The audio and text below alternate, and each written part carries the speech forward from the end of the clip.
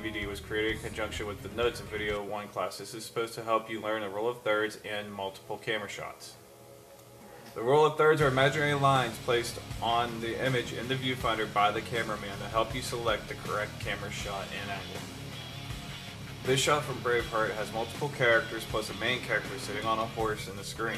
What you want to do is split the screen into thirds, placing the horse and all the characters in the screen. What you want to imagine are these 4 lines splitting the screen into the correct rule of thirds. This is a correct shot. This scene is taken from Spider-Man. It has 2 characters and 2 characters in the background. What you want to do is correctly place both characters in the screen and get the characters in the background. To correctly split the screen, you want to split the screen this way so you have both characters and the characters in the background. Next, what we have are 2 characters, 1 character speaking and 1 character in the background. What you want to do is split the screen so that the character speaking takes precedence over the character in the background. You don't want to cut the character out of the background. This is correctly how you do this. Next, what we have are 2 characters speaking and 2 characters in the background. What you want to do is properly split the screen so the 2 characters who are speaking will also keep the 2 characters in the background in the picture. This is how you correctly split this screen. What we have next is a dramatic shot. This shot does not have anybody speaking, but you want to get the sword in the background. The purpose of the background is to create a dramatic effect. What you want to do is split the screen this way so that you get both the sword and much of the landscape to create that effect. In the next shot, we have a person moving. They are walking, so what you want to do is create lead room, which means you want to count the blocks on the side for the rule of thirds for their lead room. You want to split the screen like this. That way he looks like he's walking towards the empty space. This next shot is a shot of somebody running, yet you want to get the background. This is a more complicated shot because you need to split the rule of thirds according to the person and the buildings in the background. This is the correct way to do this shot. You get both the lead room and the background in this shot. Next, we're going to cover camera shots. There are 4 basic camera shots: wide shot, medium shot, close-up, and extreme close-up. First, we will cover the wide shot. Wide shot is exactly what it sounds like. It is also called an establishing shot. Here are some examples. This is a wide shot taken of Cliff Mine Road. As you can see, this shot just shows all the trees and some of the porch. This next shot is a shot of Cliff Mine Road itself. The reason why it's called a wide shot is because you're getting all the trees and the houses. This is a wide shot of people from the beginning of a movie. All these wide shots help establish where the movie is taking place and what purpose. Wide shots are referred to as establishing shots because they help establish where and when the movie is taking place. Most movies will start off this way. Now, there are some movies that start off another way, and those are the ones that break the rules. I want you to watch the various wide shots in these various Hollywood movies to help you understand the use of wide shots in setting up specific scenes.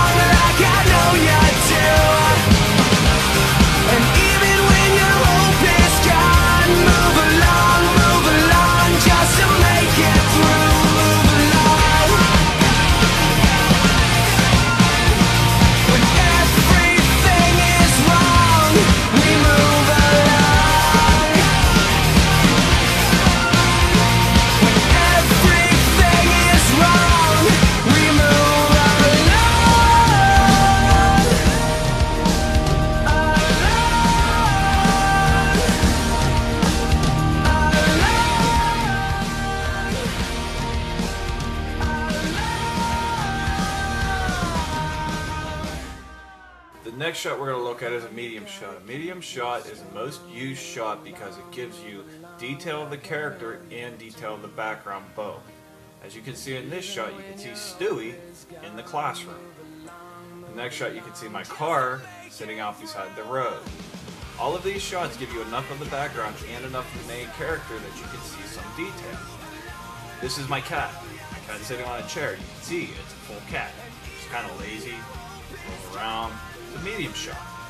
Here's some medium shots from Hollywood movies. You can see both the background and the characters.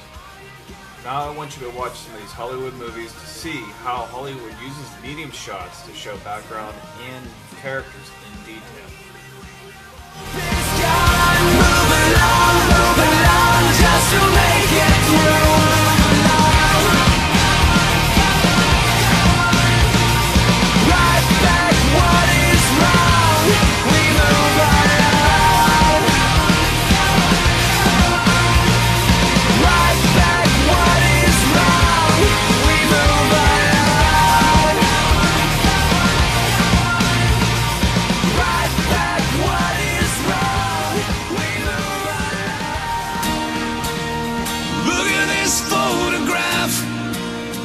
time I do, it makes me laugh. How did our eyes get so red? And when Joey said, this is where I grew up. The next shot we're going to talk about is a close-up. A close-up is used in conjunction with other shots to create more detail, to create more dramatic effect. For example, in this shot you can see it's Stewie. Now, you can't really see the background because the background's blurry, but you can see it's Stewie, and it has a little bit more dramatic effect.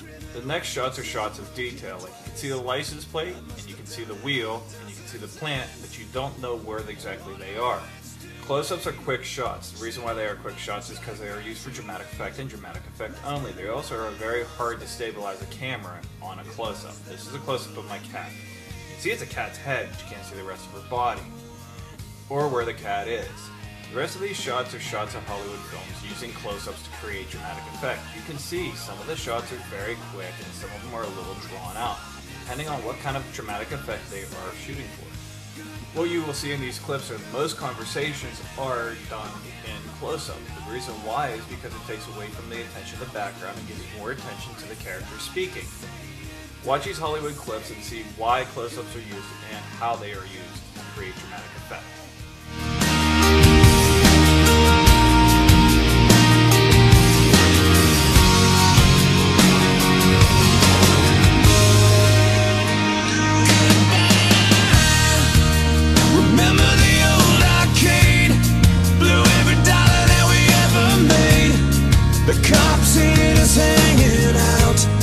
They say somebody went and burned it down. We used to listen to the radio and sing along with every song we know. We said someday we'd find out how it feels to sing to more than just a steering wheel. Kim's the first girl I kissed. I was so nervous. The final shot we're going to talk about is extreme close-ups. Extreme close-ups are used specifically for detail. If you don't want to keep the shot too long, you will bore your audience or confuse them. For example, I've drawn out a couple of these shots, but you should not keep on them for too long or the audience will not know what they're looking at. Watch these Hollywood movies and pay attention to the detail. It's time to say it, time to say it.